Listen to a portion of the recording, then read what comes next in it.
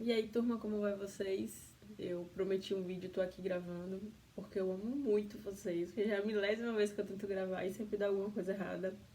Mas enfim, eu queria fazer um resumo, na verdade, do que a gente já começou a ver em sala, que é a mudança aí de perspectiva, de maneira de enxergar o direito, especialmente a hermenêutica jurídica, a partir do século XX, que a gente pode chamar de pós-positivismo, neoconstitucionalismo, enfim, alguns dos autores daí da teoria da argumentação também.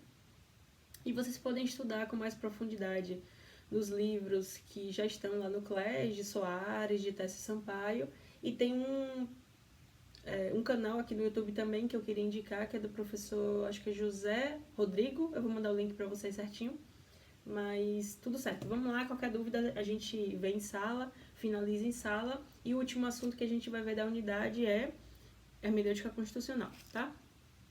E aí vamos pensar num resumo, assim, de uma linha histórica, para ver se a gente consegue ter pelo menos uma noção geral de cada uma dessas etapas, certo? Direito natural, justnaturalismo, como vocês mesmos já trouxeram nas apresentações, nos seminários, né? A característica principal é a aproximação aí dessas regras com a moral, a noção de direitos intrínsecos da natureza humana, que são naturalmente devidos aí por uma questão da religião, de Deus, enfim, dessa junção aí com a moral, dessa aproximação com a moral. E isso vai sendo questionado, e aí se a gente pensar aí na ascensão das revoluções burguesas, a ascensão da ideia de razão, de liberdade, de igualdade, e no universo jurídico da importância da segurança jurídica, o direito, as regras de convívio social vão sendo afastadas da noção de moral, e vem aí a necessidade de positivação, né, de escrever as leis, de escrever um código, e que seria tão claro, cristalino, auto-aplicável, que não seria necessário mais a figura do jurista, nem mesmo das faculdades de direito, certo? Então, essa segurança jurídica seria a esse ponto, porque as regras auto-aplicáveis, a partir de um método que a gente também já viu, chamado de subsunção médico, um método lógico formal aí de se pegar aí a premissa maior, aplicar o caso concreto, que seria menor, e ter uma solução entendida como ideal, justa e, sobretudo, igual a todos nessa ideia de segurança jurídica. E isso tudo, nesse direito, como um sistema fechado, completo, sem lacunas, com métodos aí clássicos, como a gente já viu ali em Savigny, um método literal, gramatical, ali na escola da exegese também, como já vimos em sala. E essa ideia também que ganha força, depois vai perdendo força. Esse ideal, né, de que a gente pode aí pensar como uma crise do legalismo liberal, enfim, com essa visão centrada na lei e na aplicação da lei, desse povo dotado de razão igual, enfim, justamente com alguns acontecimentos históricos, como a gente imagina aí a ascensão do nazismo, do fascismo, que tinham sua base legal, certo? E aí a gente pode pensar como uma consequência desse distanciamento da moral, e aí da reflexão de será que é assim mesmo, né? Esse direito afastado da moral é tão justo assim, mas enfim, esse declínio desse tipo de pensamento, também de algumas lutas sociais de demanda de contraprestações do Estado, por exemplo, e algumas necessidades de decisões valorativas por parte do juiz. Então, por exemplo, quando a gente fala em boa-fé, como é que o juiz a pessoa que vai aplicar essa lei vai se determinar? Eu vou fazer um código descrevendo todas as possibilidades de boa-fé ou má-fé. A gente deu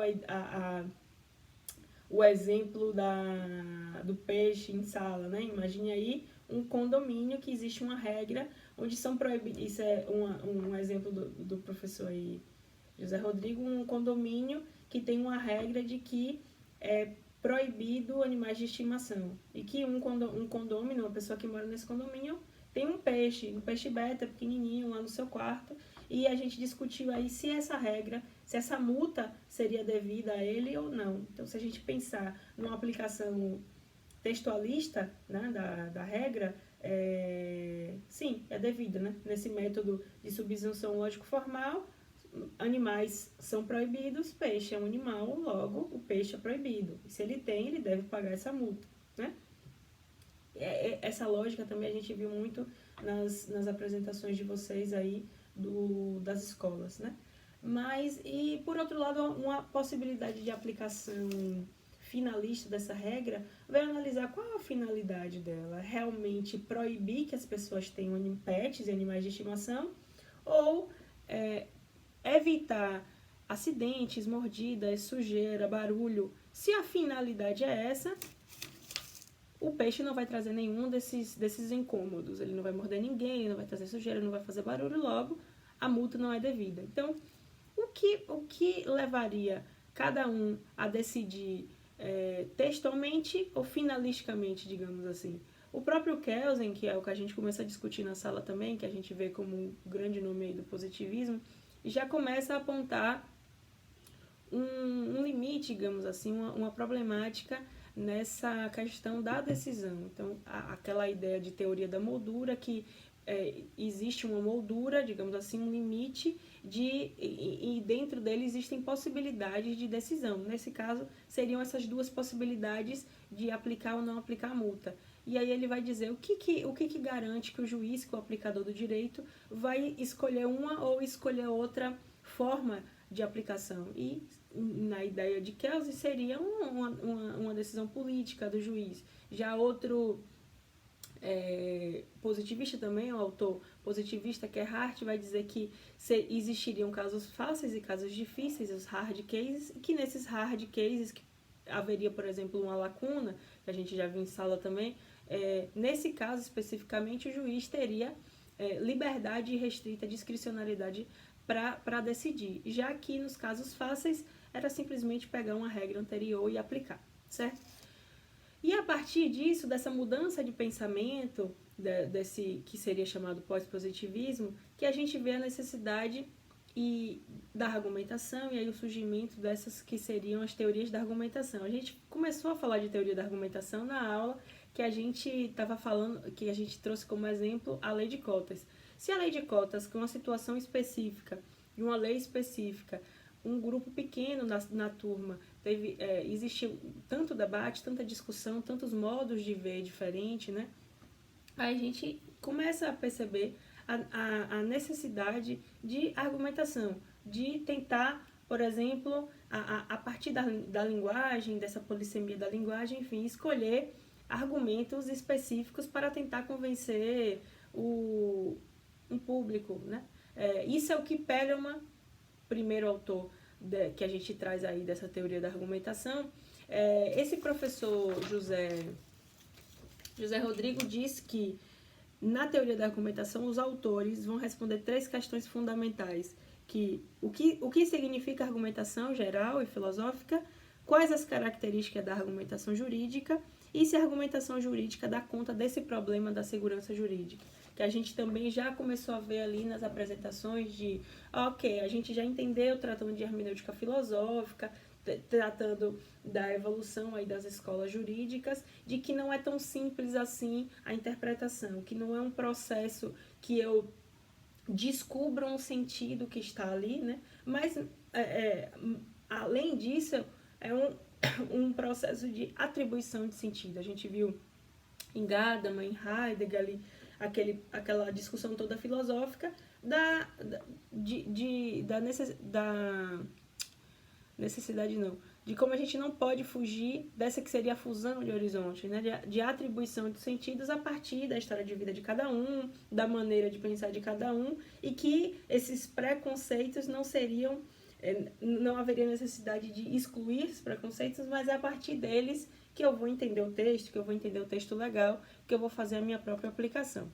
Enfim, aí a gente chega aqui nessa ideia da teoria da argumentação, e inicialmente aqui em Perelman, que ele vai discordar, na verdade, vai fazer um debate justamente com a teoria pura do direito de Kelsen. Então, ele vai dizer que esse modelo teórico que privilegia só apenas a demonstração e esse raciocínio lógico-matemático não dá conta, né, de questões filosóficas, por exemplo, que seriam necessárias em áreas cruciais da nossa vida social, né? E por isso seria interessante recorrer ao que ele chamou de topóis, né? Porque as premissas desse raciocínio jurídico não estariam dadas, mas seriam escolhidas. Estes topóis seriam os princípios, né? Que hoje a gente chama de princípios. E a partir dessa ideia diferente aqui, que a gente vai vendo a importância dos princípios para a argumentação jurídica, para a hermenêutica jurídica.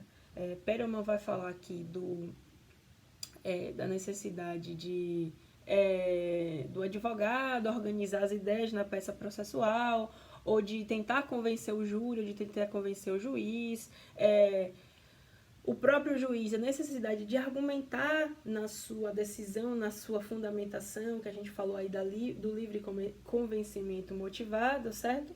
A partir desses topoi, ou desses princípios, e a gente já parte da diferenciação entre princípios e regras aí em Dworkin, certo? Dworkin vai fazer esse diálogo com Hart e concordar que existiriam casos difíceis, mas discordar da solução que Hart propõe, que é a liberdade e discricionariedade do juiz.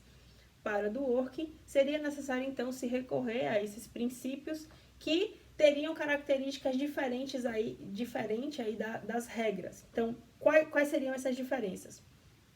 As regras seriam mais específicas, mandados mais definitivos, que se operam nessa lógica da subsunção e numa lógica de tudo ou nada. Ou eu tenho a regra, ou eu utilizo a regra, ou eu não utilizo a regra. Já os princípios seriam mais abertos, teriam uma textura mais aberta, mais generalista, e que ele chamou de mandados de otimização. Num eventual conflito de princípios, não haveria essa lógica de tudo ou nada, mas sim de ponderação, de sopesamento. Eu posso deixar de aplicar parcialmente sem essa lógica do tudo ou nada. Então, aí a gente vai, já parte para a alexia. Então, a gente vai vendo a construção dessa ideia de princípios e regras nessa escadinha aí de pensamentos, de pensadores, para chegar em Alexis, e o Alexis que vai aprofundar mais essa teoria aí de Dworkin. Então, em Alexis, a gente já vê a ideia de teoria da ponderação, certo? Esses princípios que Dworkin traz, e aí Dworkin também traz a ideia de um modelo ideal de juiz, que seria o juiz Hércules, que teria a possibilidade de analisar, digamos assim, a completude do sistema jurídico, e esses princípios seriam aplicados de maneira a favorecer, não, mas de garantir essa completude, essa unificação, essa harmonia do ordenamento jurídico, que aqui em Alex a gente vai ter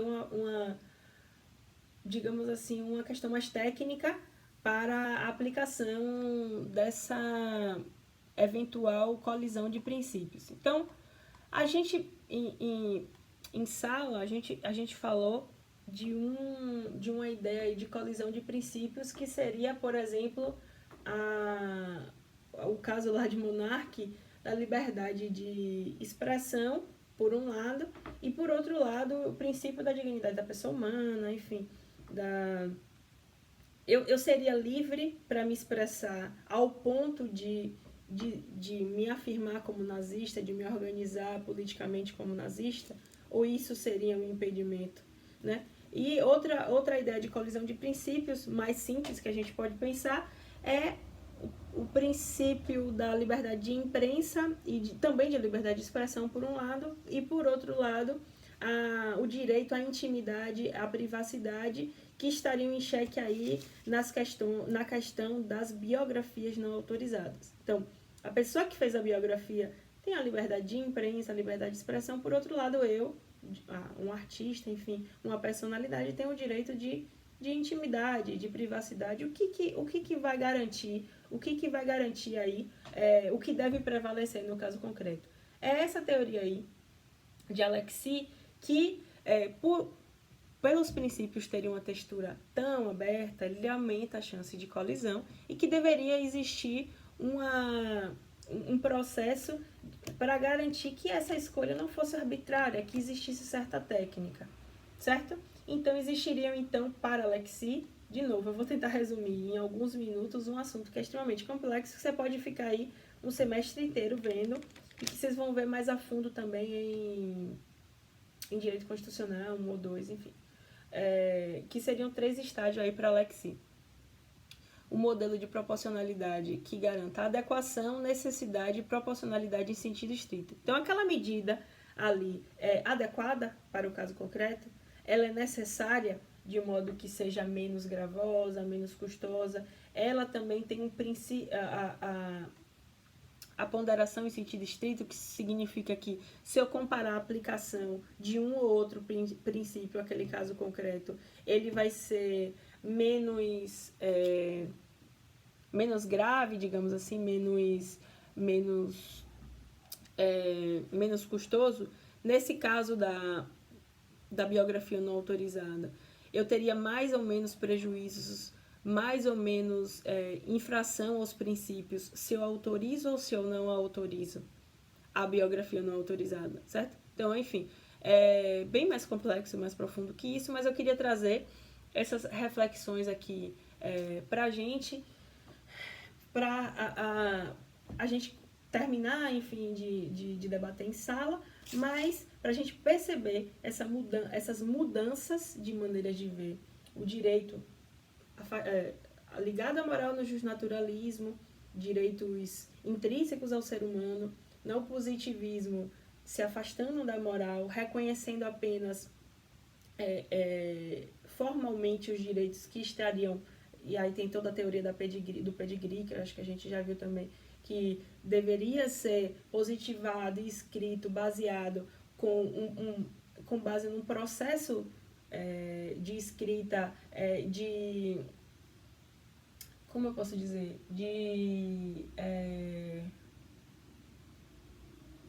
de uma fonte segura, certo? Necessidade de escrita de uma lei, dessa lei clara, cristalina, enfim, que também vai perdendo forças a partir dessa noção do pós-positivismo, de não constitucionalismo, e a partir disso da importância dos princípios, né? De se levar em consideração esses princípios mais abertos, mais fluidos do que as regras que operam numa lógica de tudo ou nada. Então a gente consegue visualizar aí que a partir dessa mudança de pensamentos, os princípios alcançam um status de norma jurídica. Então a norma abarcaria não só as regras, mas também os princípios. Isso já desde Kelsen, ele já vai dizer aí as normas, a norma jurídica é diferente do texto normativo. O texto normativo já é onde se parte para a norma jurídica em si, que é um produto da interpretação, certo?